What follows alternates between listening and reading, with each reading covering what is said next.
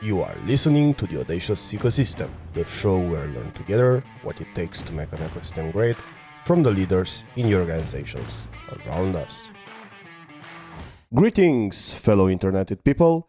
My name is Andrei Dodea, and today's guest is, well, myself. I'll happily be your host for this show, where I intend to share my passion for ecosystems and ecosystem building. But before we get into that, I think it would be fair for this first episode to properly introduce myself. I'm Andrei Dodea.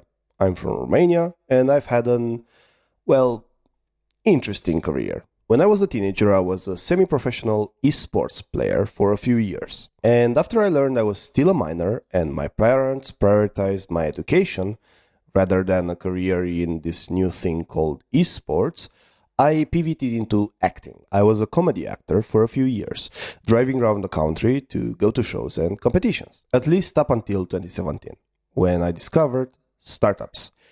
And I've been a startup person ever since. I've helped multiple startups in different countries and even co-founded one, and attended more startup events than I can even remember. In 2020, I was introduced to this idea of startup ecosystems. And I've been enthralled in everything ecosystems ever since. I absorbed everything, and I do mean everything I could, including from people at institutions such as Aspen Institute, Internet Society, University of Antwerp, Harvard, Stanford, Georgetown, and many others. I've also been involved in some organizations that are relevant to the ecosystem conversation, such as the ITU, International Telecommunications Union, that's United Nations Agency for Tech, Internet Society, or the World Economic Forum. I am currently an early career fellow at the Internet Society and a PhD student at the West University of Timișoara, where I study startup ecosystems. Now, I didn't say all of that to impress you. I said that to impress upon you the fact that I'm exceptionally passionate about ecosystems, and I'm excited to share everything I know and I will learn with you. I'm aware that there's not really enough conversations about ecosystems and how big, complex, hairy, scary things work. And I wanted to change that. There might be great knowledge out there about how some ecosystems work, but it's not necessarily as visible and easily digestible. For example, I've taken multiple multi-week courses on internet governance, and I'm still learning new things. You might be an expert in one ecosystem. For example, you might be an angel investor that knows the startup landscape really well. Or you might be an academic that knows the biotech world exceptionally well. But chances are we're not really experts in multiple ecosystems. It takes a lot of effort to learn about how just one sliver of the world works, let alone multiple. But you see, multiple ecosystems have an enormous impact on our everyday life. They matter a lot, even at least tangentially to how we work in our everyday life and why things are the way they are. That's why I believe we need to learn about them. I honestly wanted this kind of information to exist, which is why I'm starting Audacious Ecosystem. I want to learn alongside you more about ecosystems, especially those relating to our lives online. I have some stuff planned for the near future, such as some deep dives with academics into social networks, learning from practitioners, learning from people that are deep in the trenches building ecosystems around us, and some study cases about ecosystems, such as the accelerator ecosystem of Russia, the cybersecurity ecosystem of India, the venture capital ecosystem of Europe, or the worldwide digital storage ecosystem. But that is just my plan, at least so far. I am making this for you, and I want you to find this useful for your life. So I would like to hear your thoughts on what you'd like to see in the future. If you get value from this, your support would be greatly appreciated. And for any comments of any sort or suggestions for this show, please go to audaciousecosystem.com/ask. That is audaciousecosystem.com/ask. Thank you. Now, let's get into the topic of this episode, shall we? What is an ecosystem? Well, in order to talk about what an ecosystem even is, we first need to define the term. What do we mean when we say ecosystem? Well, you might remember sometime in the biology class when you first heard the term. And yes, that is right. The first dictionary definition of an ecosystem is the one we learn in biology. Quote, an ecosystem is a biological community of interacting organisms and their physical environment. End quote. One such ecosystem could be the marine ecosystem of the Caribbean Gulf. It is very clearly defined, relating to all biological beings within that place. Okay, great. But what I consider to be even more interesting are the ecosystems made up of people, which is the second definition. I quote, an ecosystem is a complex network of interconnected systems. End quote. Example, the entrepreneurial ecosystem of Silicon Valley. So everything that is a resource within some bounds. Resources such as people, knowledge, skills, relationships, alliances, rules, procedures, and so forth. But what can we categorize as an ecosystem, given that definition? And the answer is actually pretty much everything. Using this framework, everything is an ecosystem, and we can scientifically evaluate it, learn from it, and adapt it if we hold the tools necessary. Tools which I hope we'll develop over the course of this show. But I'm getting a little bit ahead of myself, and we'll get there. Now that we've established the definition of an ecosystem, maybe we should talk a little bit about some properties. Well, the first property to know about for any ecosystem is that they always exist. First and foremost, ecosystems exist whether we pay attention to them or not. Ecosystems are a natural occurrence of people being active in one area of the world. Whether we think about them or not, whether we are actively working on them or not, ecosystems will exist and they will be constantly evolving. They also have a maturity level, even if we don't pay attention to it. They are living, breathing things, whether we like it or not. They exist. That's the very first property. They exist. What about the second property? Well, all ecosystems are made up of nodes. Ecosystems can be defined through their nodes. I said plural nodes. Multiple nodes, meaning anything more than two. Those nodes can either be individuals, organizations, or some other types of resources making up the ecosystem. Everything in an ecosystem can be mapped through how it connects to everything else. If you'll Google social network, you'll find a web of connections and intricacies between actors that show us in a very visual way what's happening in the ecosystem. All ecosystems can be mapped through nodes of one sort or another. The usual nodes we have in our ecosystems are either individuals or organizations, usually. But that's the second property. All ecosystems are made up of nodes. What about the third property? Maybe the most interesting thing is that all ecosystems are multi-layered. Ecosystems are kind of fractal, or rather, at least they are multi-layered. Let's take an example. Think of a city. That's one ecosystem in and of itself. With the perspective of that ecosystem, so we are using the perspective of the city, we can either zoom into that ecosystem to find other ecosystems, such as the local education ecosystem or the local business ecosystem. And we can zoom in even further and find, for example, an ecosystem of schools within the ecosystem of local education. And we can zoom even further and find an ecosystem of teachers within the ecosystem of schools, within the ecosystem of local education, within the ecosystem of the city, and so forth. But it works the other way around. We can also zoom out from the perspective of the city and find the same is true the other way around. If we zoom out, we see that the city is just a part of a larger ecosystem of the county or of the country, or is part of a network of economic hubs in that area of the continent, or it's part of the education ecosystem of the world. Interesting. So, to recap, the three properties that all ecosystems have are, first up, they always exist, whether we like it or not, whether we pay attention to them or not, they do exist.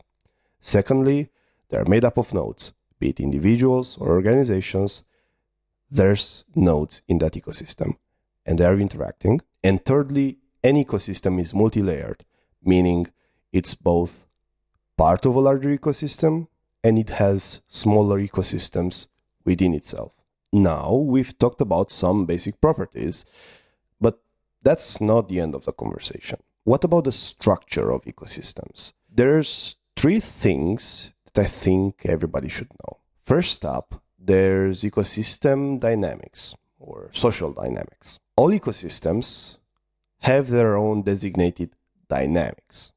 In the biological realm, having different species all together in one ecosystem will result in a particular predatory cycle. In social ecosystems, we all have different circumstances, from the types of institutions that exist locally to the problems that we have locally, the culture that exists, and the things that people want for their own lives. Applying the same recipe to two different ecosystems, although they might seem very similar, will not yield the same results because there's different dynamics. Those dynamics are what's visualized when we map out an ecosystem, which is why it's so important to actually have a map of our ecosystems to see how each of our nodes connects to one another and what are the dynamics, what's the flow of information, what's the flow of relationships within that ecosystem.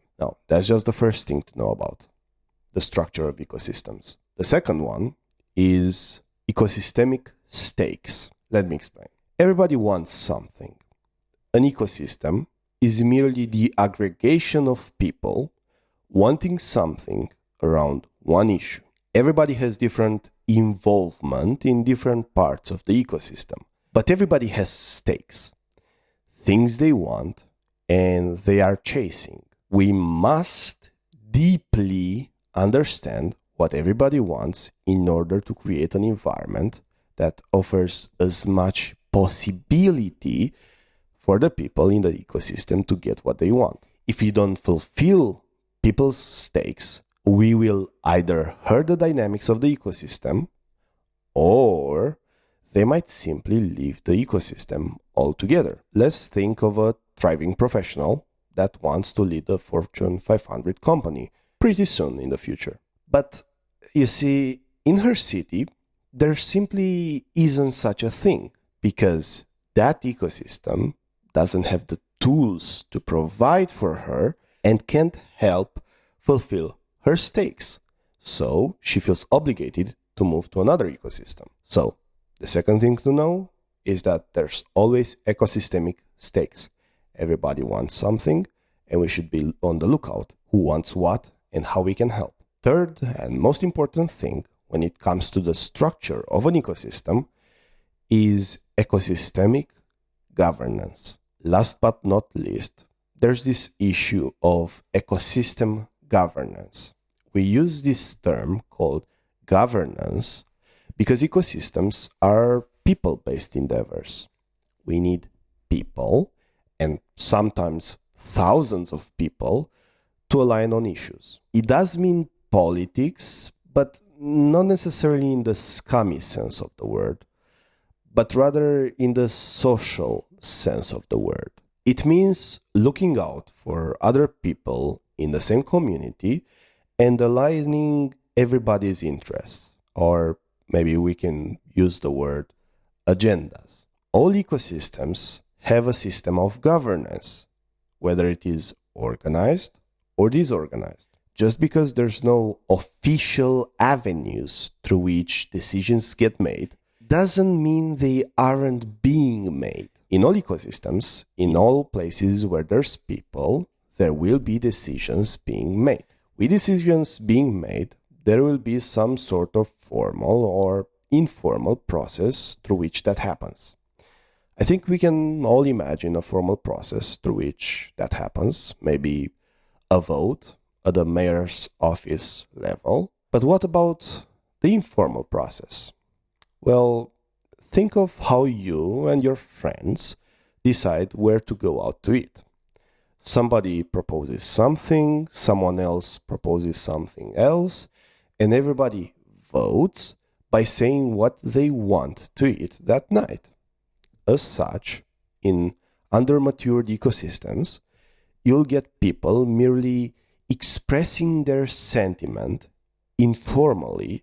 Usually those conversations happen informally in a conversation between two people that just happen to be involved in whatever the work of the ecosystem is. And that is how decisions get made. So, to recap, the three things to know about the structure of an ecosystem are: first thing, its dynamics, the dynamics of the ecosystem. How do nodes talk between one another? What's the alliances? How does information flow through that ecosystem? Secondly, its stakes. What does everybody want in the ecosystem? What does everybody not want in the ecosystem? And last but not least, its governance structure. Who gets to make decisions? How formal or informal are decisions being made? Who gets the last say? Is it some formal entity? Is it some informal entity? Is it a person? Is it multiple people? Is it a committee? And now, on that note of ecosystemic governance, there's one more thing that I really think you should know about before we go any further.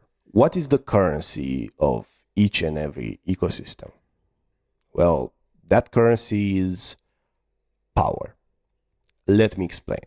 First up, you can have formal power. In some cases, there's very obvious institutional power.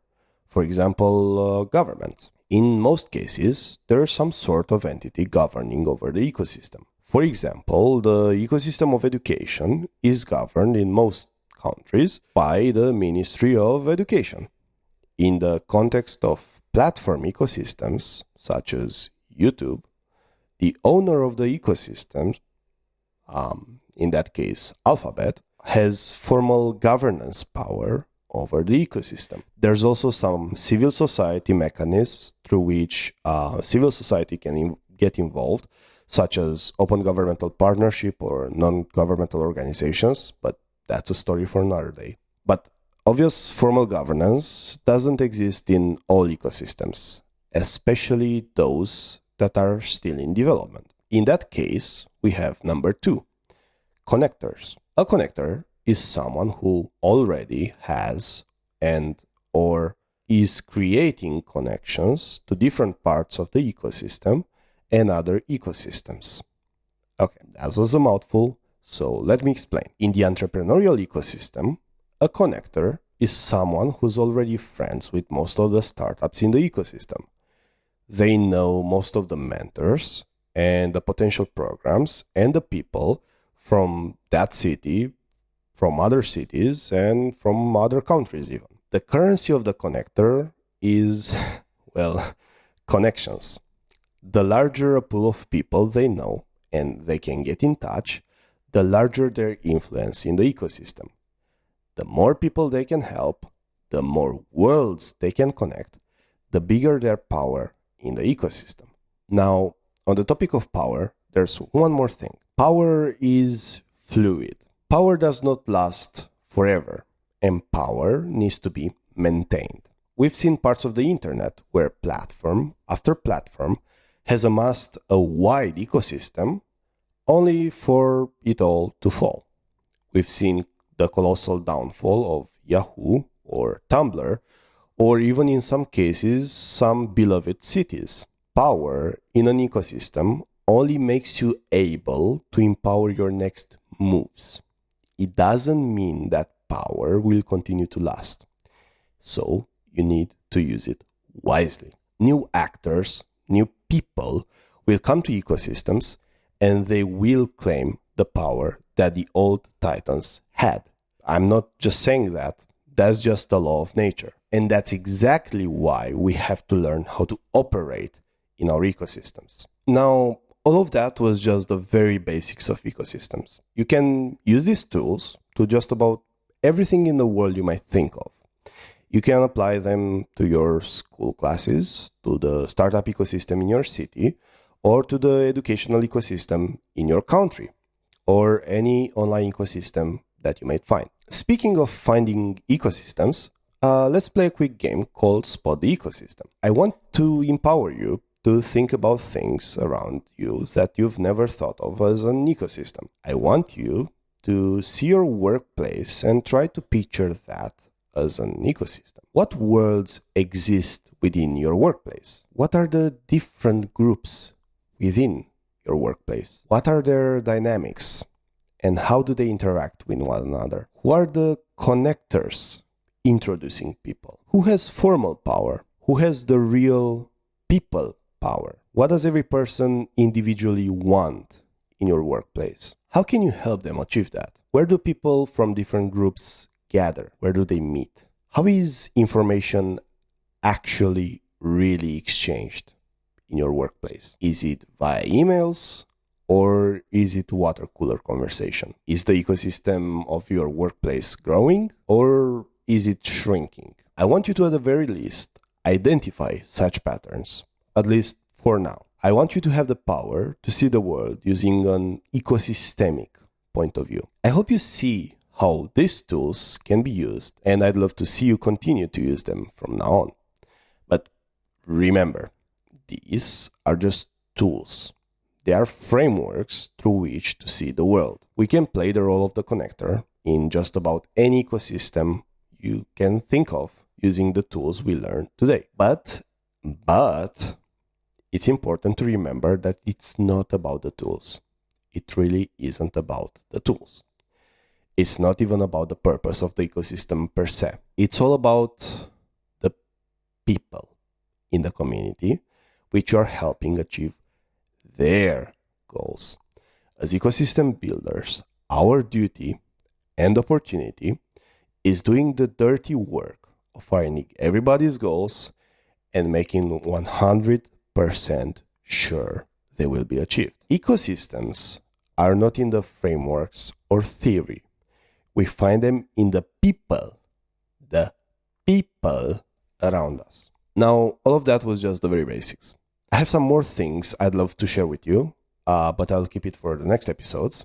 I'm looking forward to getting into more practical case studies in order for us to deep dive and learn how some ecosystems already operate and how we can improve. Now, after all of that, let's talk about the future. What can you expect from this show? Well, for the moment, be sure that I'll be doing some experimenting.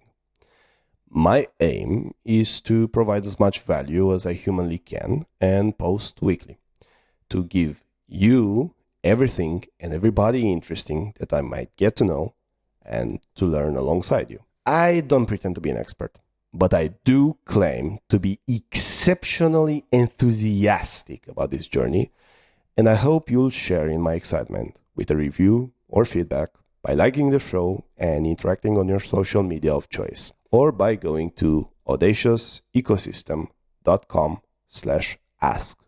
That is audaciousecosystem.com/ask. Thank you so much for listening. I can't wait to see you in the next one. And until the next time, stay connected, interneted people. See ya. You've been listening to the Audacious Ecosystem, the show where we learn together what it takes to make an ecosystem great from the leaders in the organizations around us.